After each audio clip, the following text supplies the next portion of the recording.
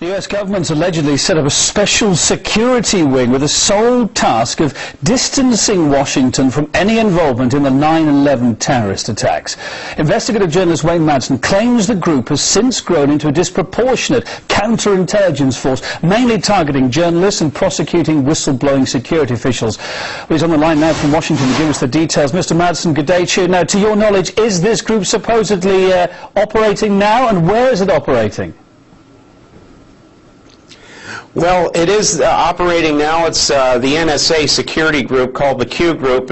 Its headquarters are within the National Security Agency headquarters in Fort Meade, Maryland. However, the group also works closely with FBI counterintelligence officers, as well as something I learned recently, local police department intelligence units. So it's a very large group, about 1,000 agents and informants employed by this secretive agency within a secretive agency, the NSA. To make this clear, when you're talking about the NSA, of course, you're talking about the American National Security Agency. You're saying this is emerging as a whole new branch of power within the US. Now, if that is true, who's it answerable to?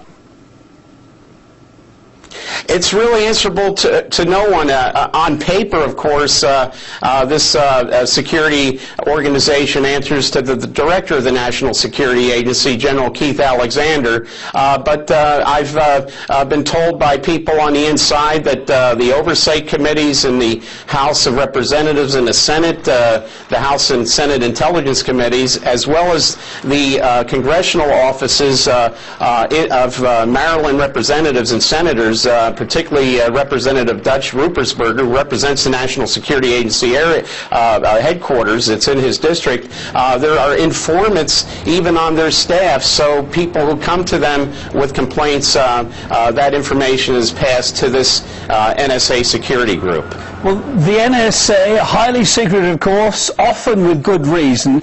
I must press you on this. What evidence do you have to suggest all these claims you are making? I've actually seen documentation about an organization, a program within NSA. It's a program called First Fruits, a database that keeps track of journalists who write about the National Security Agency, and also contains information about who they're talking to.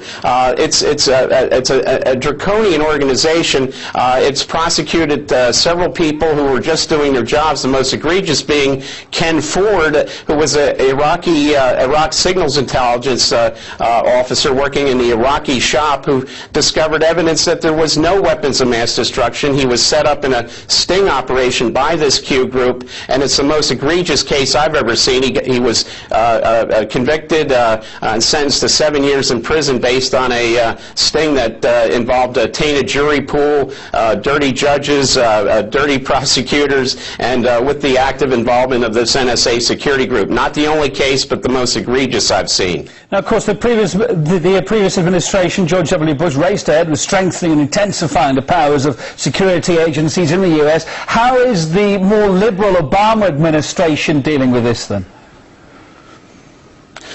Unfortunately, we've seen no change. The surveillance conducted by the Q Group at NSA continues. I've witnessed it myself quite recently. There's been no effort to curtail this organization. Unfortunately, NSA's power is growing because the Obama administration is now giving them new powers to conduct surveillance in cyberspace. They're placing the Cyber Command under the control of the National Security Agency. So no change. Actually, the powers of the NSA are expanding greatly under President Obama. Also, Wayne Madsen, investigative journalist and RT contributor from Washington, D.C. Thanks for joining us today, coming out of the program. It's appreciated. Well.